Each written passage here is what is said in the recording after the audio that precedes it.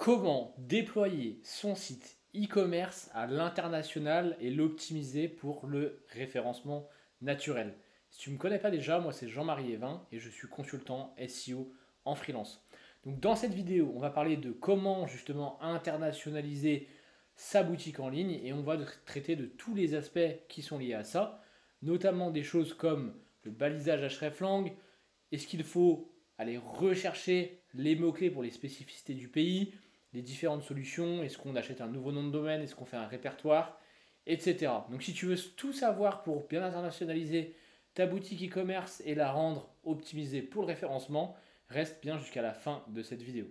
Donc premier point, il y a en gros trois grandes solutions lorsqu'on veut internationaliser son site. On a le fait de faire un sous-domaine, donc ça ressemble à ça, un répertoire, ça ressemble à ça, ou alors à prendre un nouveau nom de domaine avec l'extension du pays.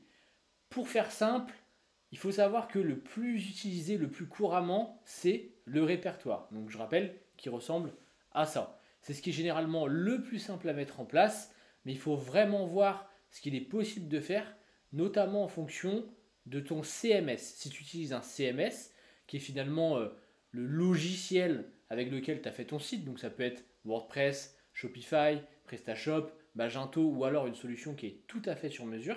Et en fait, il faut savoir que selon le CMS que tu utilises, tu auras peut-être des restrictions par rapport à ça. Donc, c'est un des points qu'il faut prendre en compte. Maintenant, qu'est-ce qui en soit le mieux?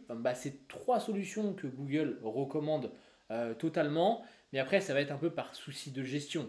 Si par exemple, tu es obligé d'avoir trois dashboards différents de trois boutiques en ligne parce que tu as choisi d'avoir trois noms de domaine différents, pardon. Donc par exemple, taboutique.fr, taboutique.es et taboutique.it pour l'Italie, c'est vrai que ça peut être compliqué. Alors que si tu par exemple, choisis juste le fait d'avoir un répertoire, peut-être qu'au niveau de la gestion, etc., ce sera des choses plus simples. Donc, trois solutions, les trois sont utilisables et c'est les trois options que Google recommande pour internationaliser ton site. La deuxième chose à prendre en compte, c'est le balisage hreflang. Qu'est-ce que c'est que le balisage hreflang? Donc, c'est un petit bout de code qui va être sur chacune de tes pages et qui va permettre de faire comprendre à Google que la page sur laquelle le robot de Google est par exemple la version française et après qu'il y a aussi une autre URL pour la version par exemple anglaise des États-Unis, une autre version pour la version espagnole de l'Espagne, etc., etc. Donc ça va permettre notamment à Google de bien comprendre les différentes pages et effectivement voilà, de se dire cette page elle est pour tel pays, etc. Petite subtilité, je vais le mettre à l'écran déjà à quoi ça ressemble et vous allez le voir qu'on a par exemple en-gb.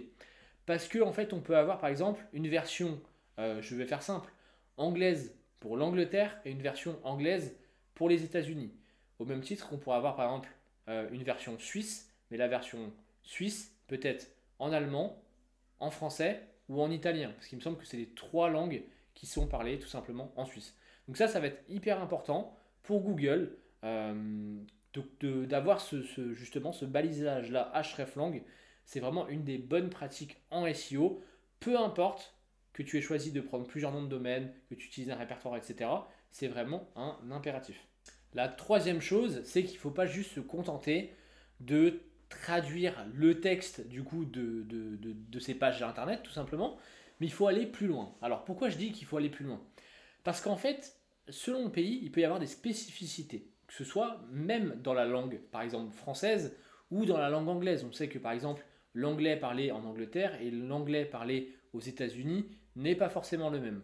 Donc, il ne faut pas se contenter juste de faire une traduction, il faut aller plus loin. Et justement, se dire, voilà, dans tel pays, ils utilisent tel terme pour parler de telle chose. Donc, je vais adapter mon contenu par rapport à ça.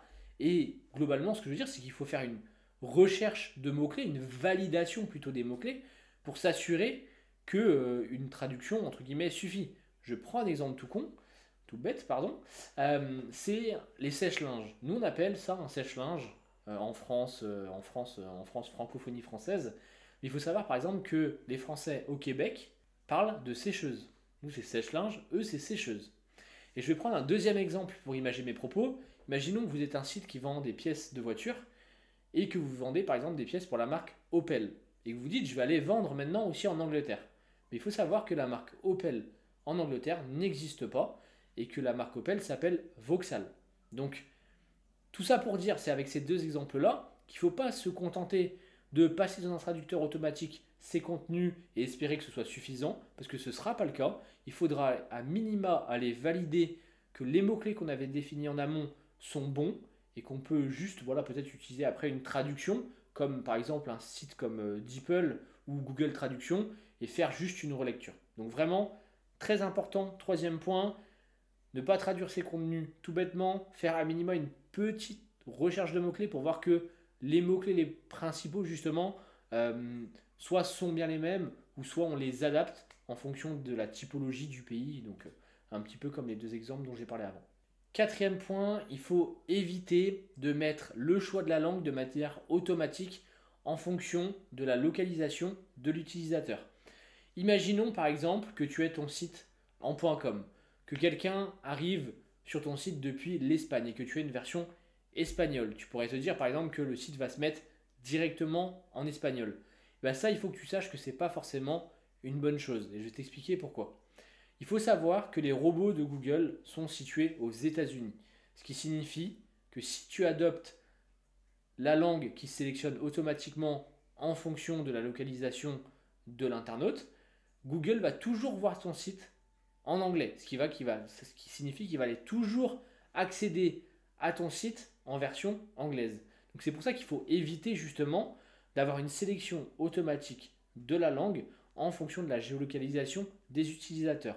Le risque, ce serait que Google n'accède pas naturellement à une partie de tes pages qui sont dans d'autres langues comme le français, l'anglais, l'italien, etc. Le dernier point dont je voulais parler, c'est par rapport au backlink. On appelle ça aussi popularité, netlinking, etc. Globalement, c'est la puissance que va avoir ton site aux yeux de Google.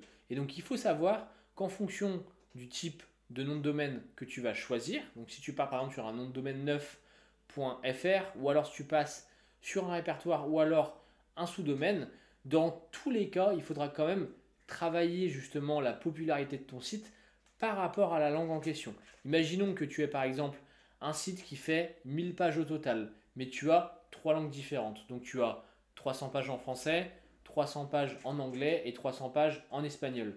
C'est pas parce que ta partie entre guillemets française est populaire que ta partie espagnole le sera autant, surtout en fonction des choix que tu as fait du coup en amont. Donc globalement, le conseil que je voulais donner par rapport à ça, c'est qu'il faut quand même, quand on traduit son site, venir travailler cet aspect popularité, acquérir des liens en espagnol si on a un site espagnol, acquérir des liens en anglais si on a un site en anglais. Si tu as un site en français, tu acquiers aussi des liens en français. Donc voilà, la popularité, elle n'est pas transmise à 100% à toutes les autres langues du site. J'espère que ces conseils sur l'internationalisation en SEO vous seront utiles. Évidemment, moi je suis consultant SEO, donc je propose des prestations. Que vous ayez besoin d'être accompagné pour l'internationalisation de votre site ou tout simplement pour un audit, un accompagnement, etc. N'hésitez pas à regarder en description, vous trouverez mon profil LinkedIn et mon site internet. Alors n'hésitez pas à me contacter, je me ferai un plaisir de vous répondre et potentiellement de vous accompagner. Si jamais vous avez d'autres conseils à donner par rapport à l'internationalisation, que vous avez des questions sur le SEO ou même que vous voudriez que j'aborde peut-être certains sujets liés au SEO, liés à un CMS en particulier, n'hésitez pas à les mettre en commentaire. Mettez un petit like pour le référencement comme on dit. Et en attendant, je vous dis à la prochaine dans une prochaine vidéo. Ciao!